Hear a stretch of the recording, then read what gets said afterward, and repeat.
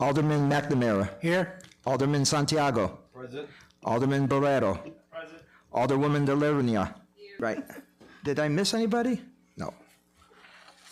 And we don't have anyone signed up to speak, Mr. Chairman. Thank you. So that does that, but I still have to call,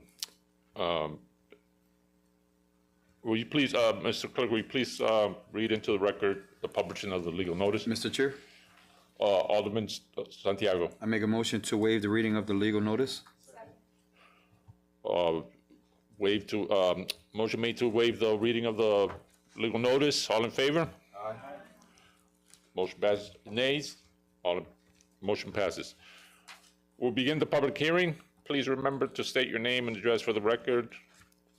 The item for the public hearing is item number 37-187 to amend sections 2566, 2591, 2-619 of the Code of Ordinance to align capital project bid requirements for greater consistency and efficiency. And are there any speakers? Going twice, are there any speakers? 3 times, any speakers? Seeing no speakers, we will close the public hearing and move on to the special meeting. The time is now 6:47. The first item on the agenda is item number 37-187 to amend sections 2566, 2591, 2619 of the Code of Ordinance to align capital project bid requirements for greater consistency and efficiency. May I have a motion? Mr. Chair, Alderman Santiago. I make a motion to accept item number 37187 and refer to the council with a favorable recommendation. Motion made to refer to the common council with a favorable recommendation. All in favor? Any discussion?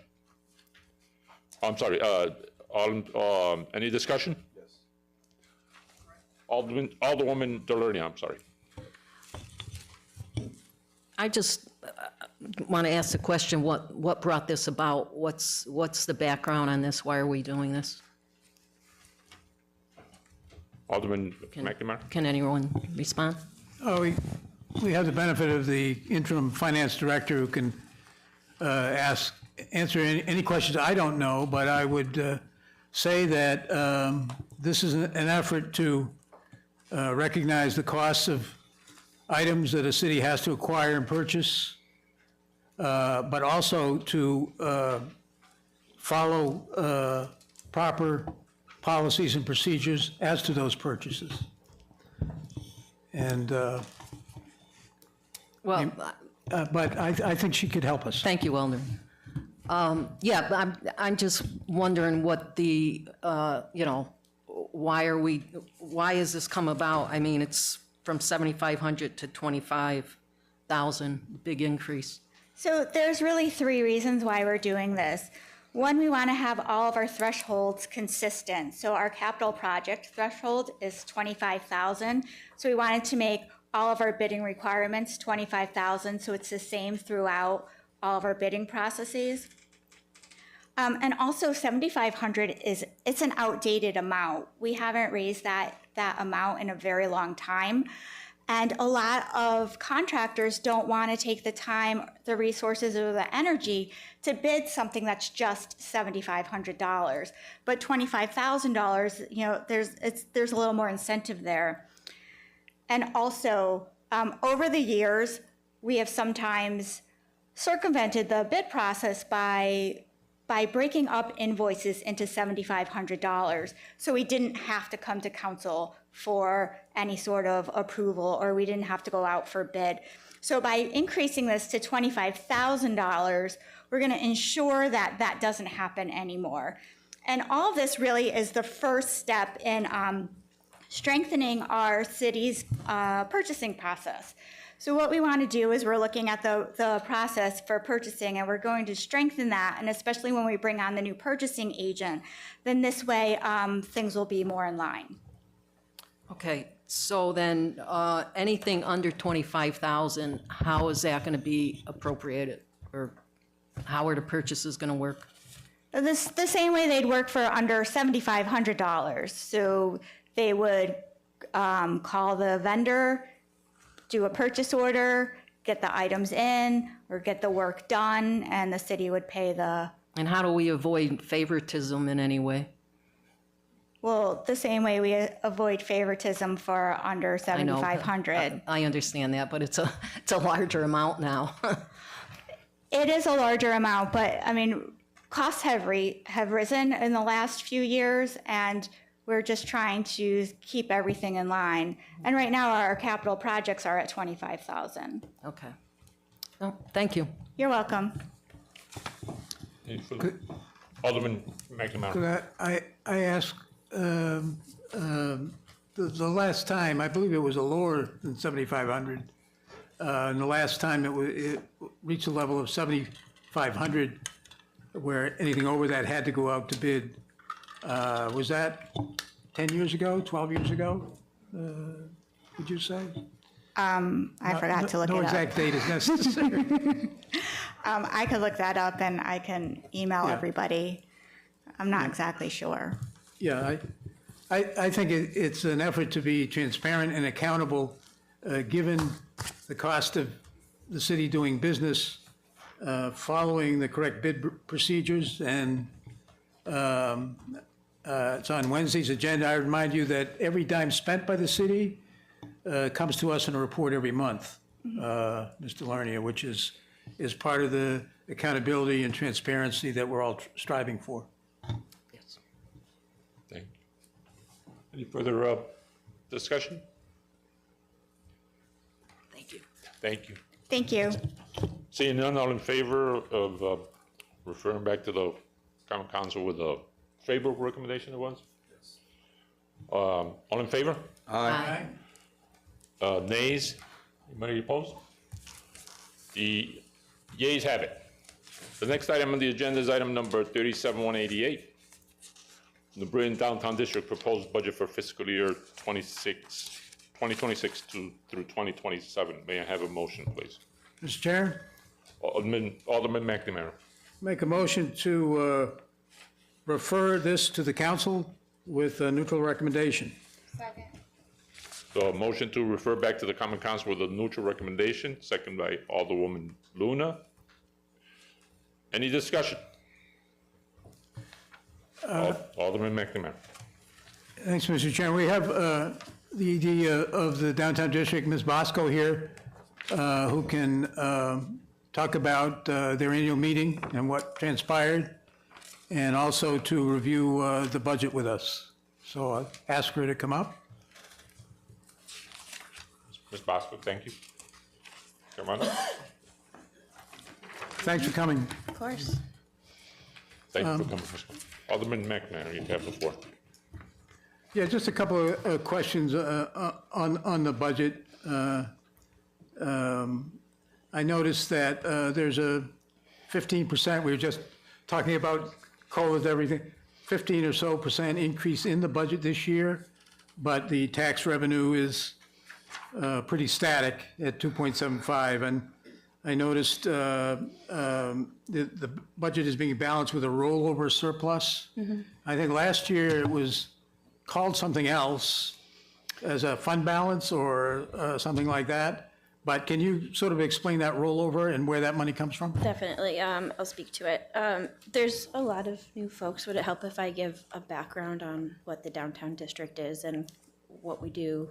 Hello. Yeah, we have new older people, so your elevator speech would be appreciated, yeah. Sure. So the New Britain Downtown District was established 40 years ago. We're actually 42 years ago.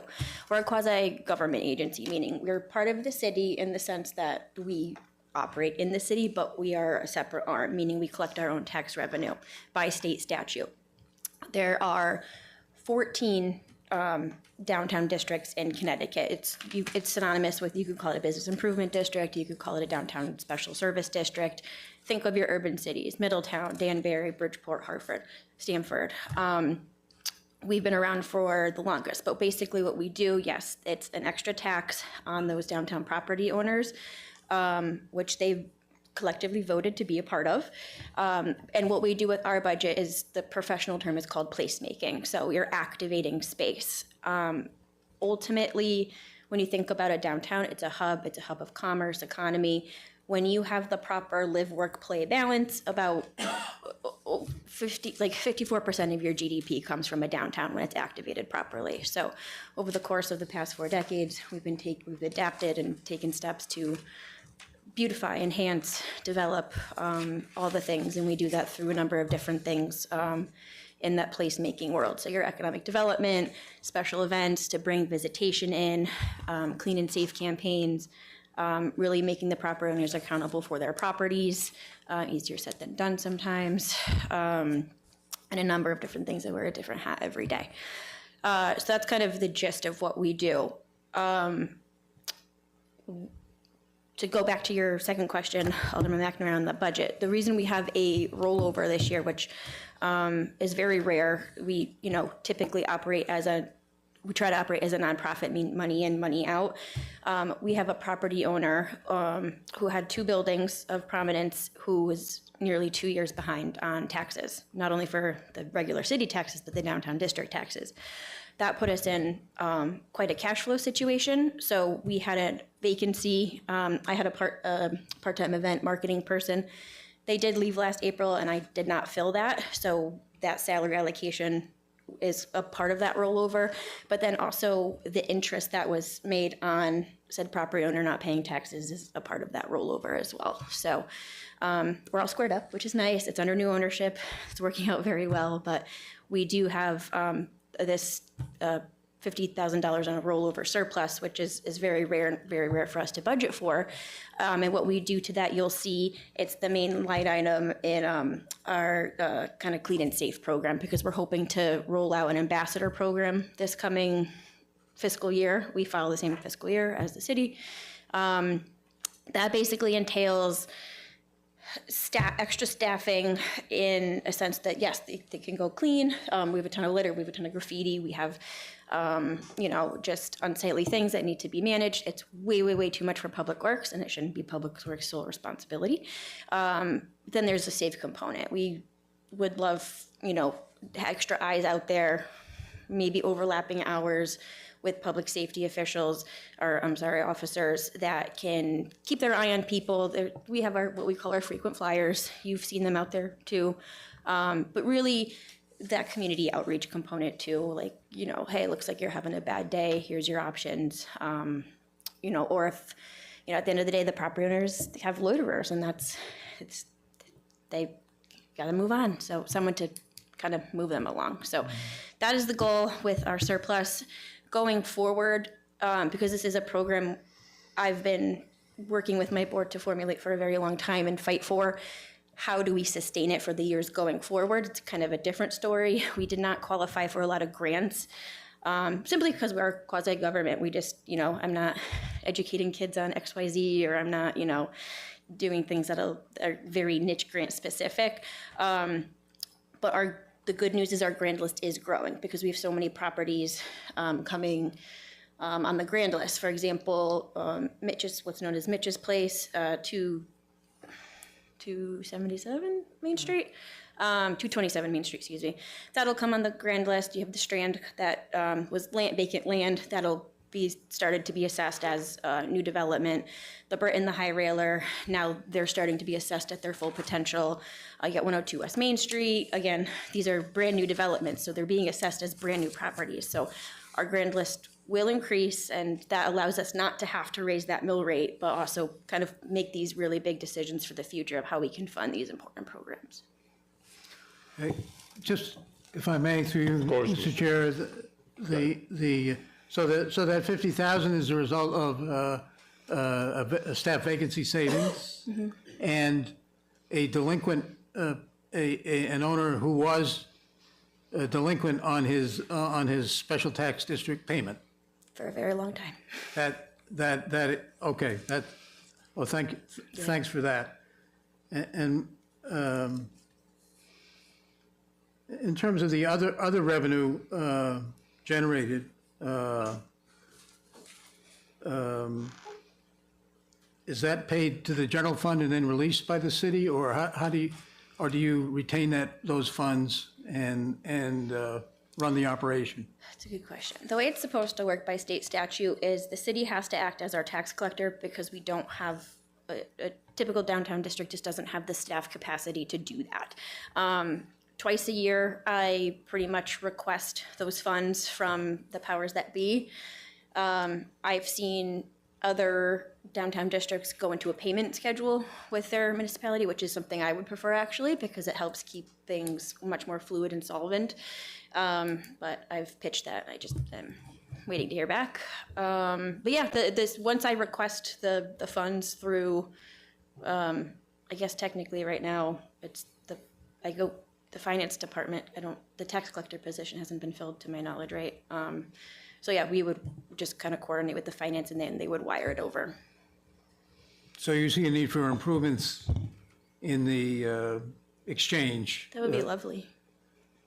Okay, and the only other question I had, and I don't want to monopolize the time here, was with regard to salaries, how many people work in the office, and I would appreciate having a better breakdown of those salaries, that if you could answer that,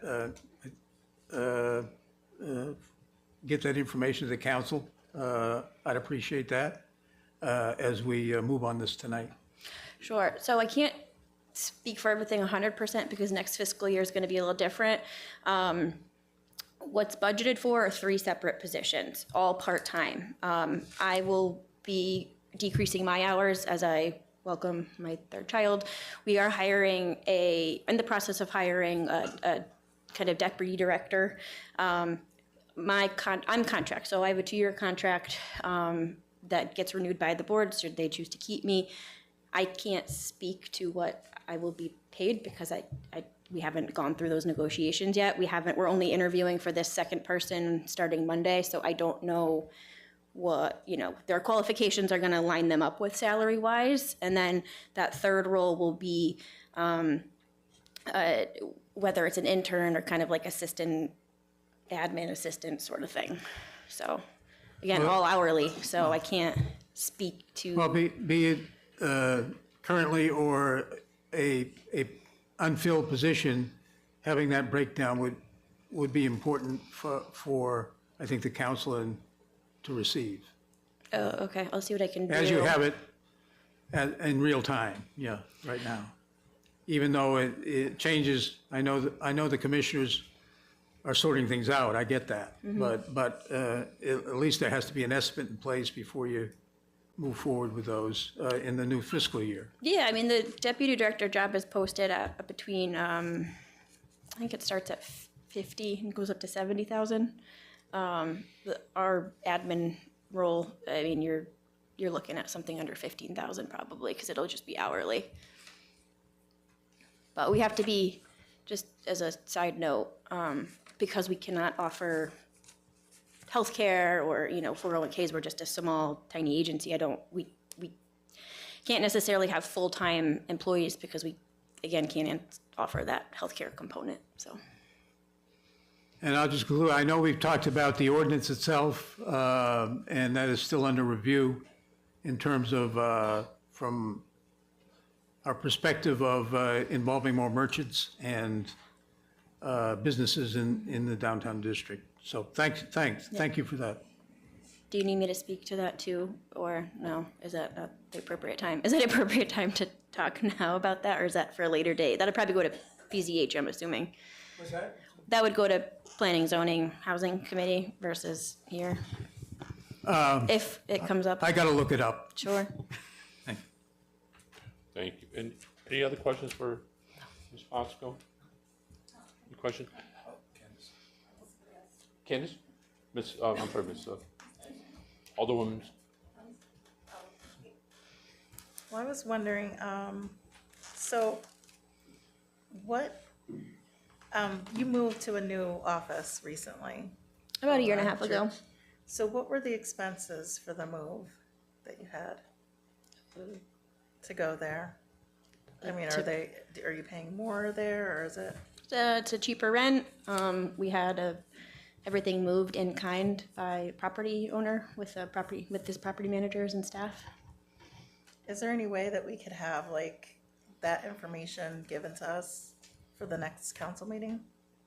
On how much the expenses are that are being spent for office and all those things and for the salaries that Mr. Mackerman or Alderman was just mentioning? Prepare it for this Wednesday, you mean? Yeah. Can I ask why? I mean, I could tell you our rent off the top of my head. I could tell you our utilities, we're saving money by being in our new space, so I'm not sure why that's a concern. Well, we just like to see, I think, to see on paper, some of the expenses, just to see what's being spent, just to have oversight and transparency for the I salaries. think what I would be salaries able of to the pull three. off in a short turnaround time is I could show you, I report monthly to my board. I have a treasurer, I show him what we've spent. I either put everything on a credit card or everything goes through our bank account. And then we also utilize QuickBooks to kind of mark it as to what line item it goes to. And that, would outline those expenses as well. I think if that's acceptable, that's probably what I could get you in a quick Okay. turnaround time. Yeah, I appreciate that. Because, so you do have a credit card, that was another question I had. And what do the people get out of the taxes that they're paying for this? The property owners? Yeah, Pretty much everything I went over in the beginning. So as a property owner, you really want, again, I can't harp enough on that live, work, play balance. So if your property is being utilized in its highest and best use, you are going to have a tenant base that's going to pay you more rent. If your public spaces are beautiful and clean and have visitation, those businesses are getting more frequented, your property assessment's going up, your asset is worth more money at the end of the day. Historically, we're seeing this change now, but you're not going to just buy a building to buy it. You're typically, for buying a building, the goal is to make money off it at the end of the day, right? So the tax goes to making sure their investment is protected. and so what other money do you have coming in besides the taxes? That's it. That's it. So there's no grants? You said that you're having a hard time getting grants. It's challenging. When we fundraise for special events, we might get some sponsorships there, but the grant pool is very limited for us. And how do you think this is benefiting our community? Tremendously, because again, to harp on my point at the beginning, when you're activating your downtown economy properly, over 50% of your GDP for the city overall will come from it. It's a small landmass. I think it's like 3% of a city, but it accounts for over 20% of tax revenue, and then again your GDP. Okay. Do you want to tell everybody about like some of the special events that you have, that you've been working on? maybe? Sure, we've been changing over time. The biggest one we're known for is the Trick or Treat Safe Zone. We shut down downtown. We fundraise enough money so everyone can come trick or treat downtown across West Main, down Main Street. We do the tree lighting as well in December. Currently, right now, we're in our second year of our Main Street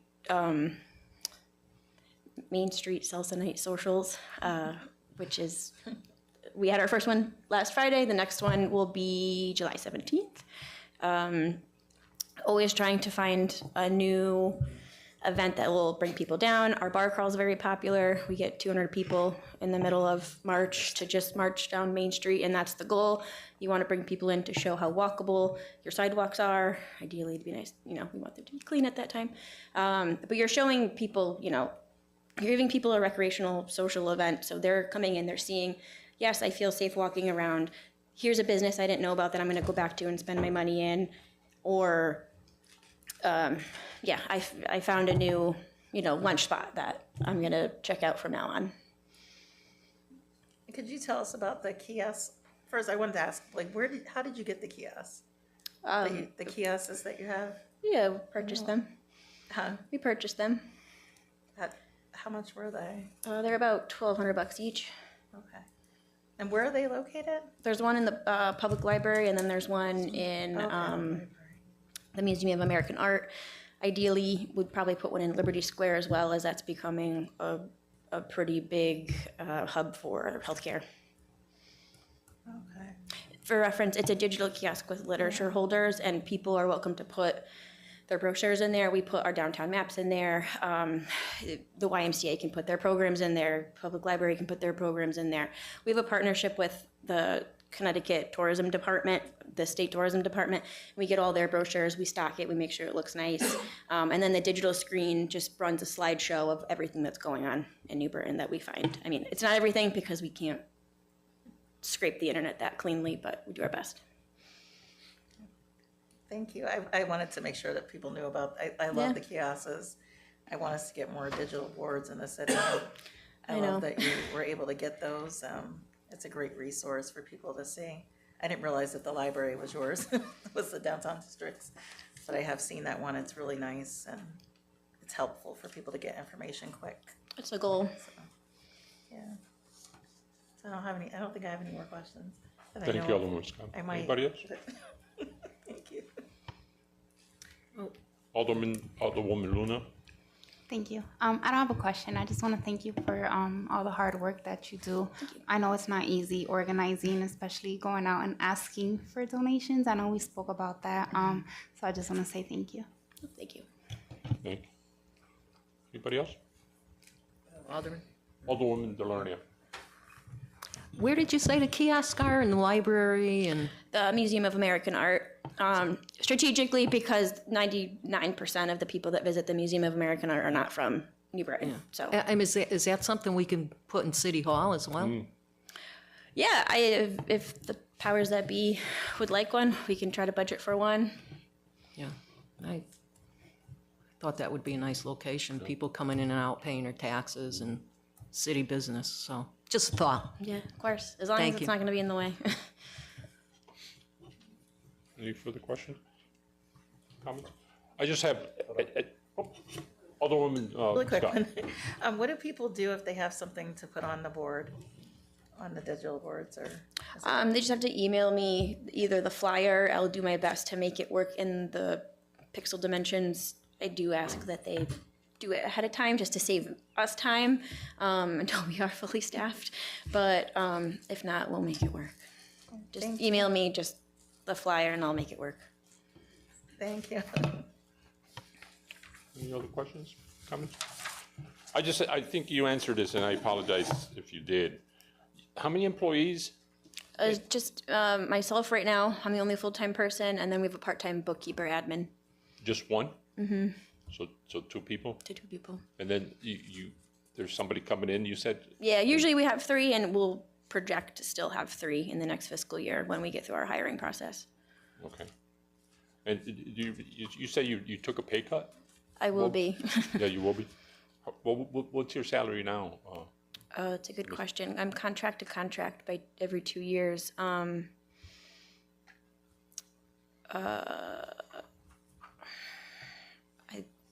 It's around. Sorry, I have to use my calculator. That's not